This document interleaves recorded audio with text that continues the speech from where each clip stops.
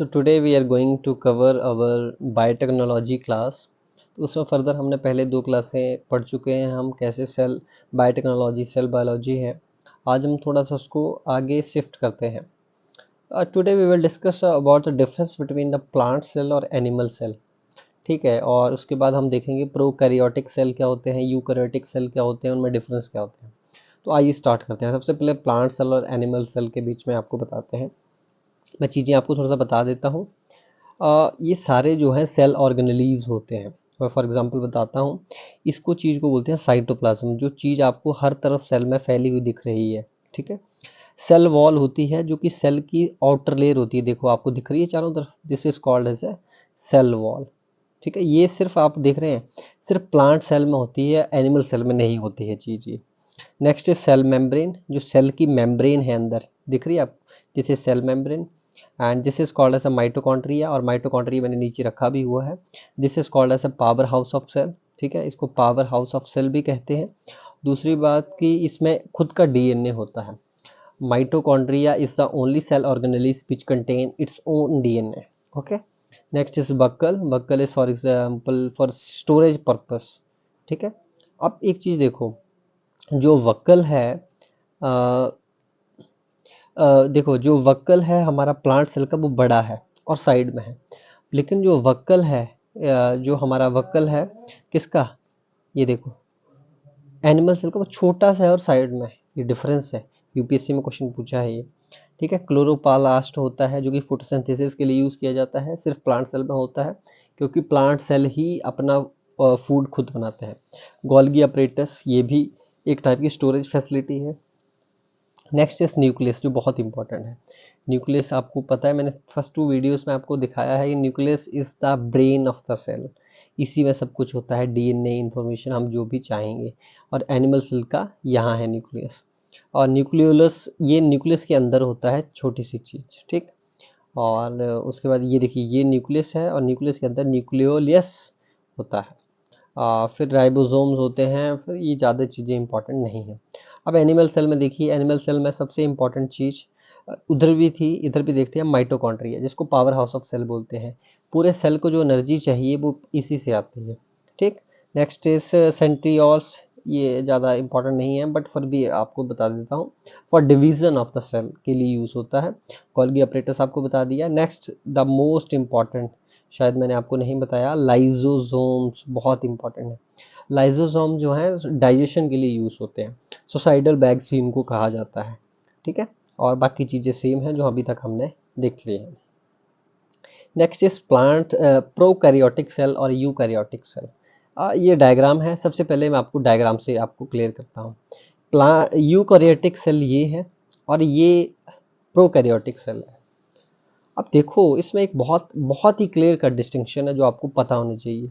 Eukaryotic, जिसमें membrane bound nucleus हो, उसको बोलते हैं यूकैरियोटिक।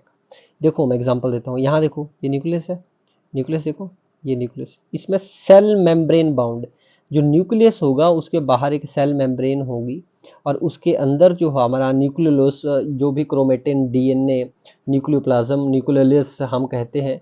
न्यूक्लियस के भी 4 पार्ट हमने बताए थे, जैसे न्यूक्लियोलस, न्यूक्लियोप्लाज्म, क्रोमेटिन जिसको डीएनए बोलते हैं, न्यूक्लियर एनवेल्प जो न्यूक्लियर को बाहर से देखता है।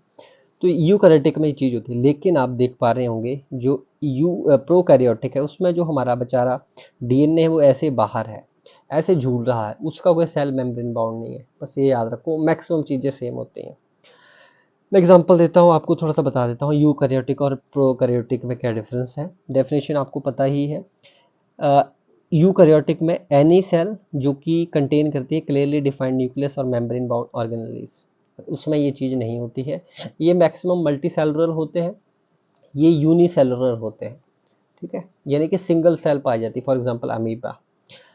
एग्जांपल आपको देते हैं, animals, plants, fungi, protista. Animal में सिर्फ आप जानवर ना सोचें, हम भी एनिमल में ही आते हैं। ठीक है, और यहाँ पे बैक्टीरिया, आर्किया, पैरामीशियम, ये सारी चीज़ें प्रोकैरियोटिक में आती हैं। नेक्स्ट इज न्यूक्लियस, तो न्यूक्लियस होता है लेकिन हमारे में मेम्ब्रेन बाउंड होता है, यानी कि एक कवर होता है, लेकिन उनमें न्यूक्लियस या तो एब्सेंट होता है, एब्सेंट तो नहीं होगा लेकिन वी कैन से दैट कि मेम्ब्रेन नहीं होगी, ऐसे तैर रहा होगा बीच में। नेक्स्ट इज सेल साइज, तो इम्पॉर्टेंट है 10 से 100 माइक्रोमीटर और less than 5 micrometre. DNA replication is important, highly regulated with the selective origin and sequence, लेकिन ये रेप्लिकेट करता है entire genome at a once. देखो हमारी डीएनए रेप्लिकेशन जो होती है वो सिलेक्टिव होती है, लेकिन इसका क्या होता है पूरा का पूरा डीएनए, ये पूरा पूरा जीनोम ही एक ही बार में पूरा रेप्लिकेट हो जाता है। रेप्लिकेशन का मतलब होता है कॉपी मारना, ठीक है, जैसे फोटोकॉपी मशीन। ऑर्गेनिज्म टाइप यहाँ पे मल्टी सेलुलर है, वहाँ पे यूनिसेलुलर है, किसके, प्रोकैरियोटिक के, ठीक है। राइबोसोम लार्ज है, स्मॉल है, और ग्रोथ स्लोअर है, फास्टर है, ठीक है। अब देखो हमारा जो बेबी होता है वो धीरे धीरे धीरे धीरे धीरे 20 साल लग जाते हैं उसको यंग होने में, फिर और बड़ा, फिर कम से कम 100 साल, तो ठीक है, इसमें फास्टर होती है, ठीक है। This is prokaryotic. अभी एक बच्चे का केरला में मौत हुआ due to the amoeba, I don't remember that name, but वो नोज के थ्रू इंटर करता है, म्यूकस के थ्रू, और आपके ब्रेन सेल को खा जाता है। वो लार्जली आपके जो अनहाइजीनिक पूल्स, पॉन्ड्स में पाया जाता है, ठीक है, वो that is prokaryotic cell. Organelles present होते हैं, इसमें एब्सेंट होते हैं, और सेल वॉल सिंपल, यहाँ पे कॉम्प्लेक्स, और that is not very important. तो this is difference between eukaryotic और प्रोकैरियोटिक सेल, पेपर में आया है। अच्छा, मैं पहले पीछे बात बता रहा था आपको माइटोकॉन्ड्रिया, तो आपको मैंने बताया था माइटोकॉन्ड्रिया क्या है, इसको थोड़ा सा अच्छे से एक्सप्लेन करते हैं। माइटोकॉन्ड्रिया यूज्ड फॉर पावर, मैं आपको थोड़ा सा बता देता हूँ, पावर जनरेशन के लिए यूज होता है ये powerhouse of the cell कहा जाता है। अच्छा, इसकी बहुत ही इम्पॉर्टेंट चीज़ मैं आपको बताता हूँ, जैसे for example this is glucose, तो ग्लूकोज को ये तोड़ेगा CO2, एनर्जी और वाटर में।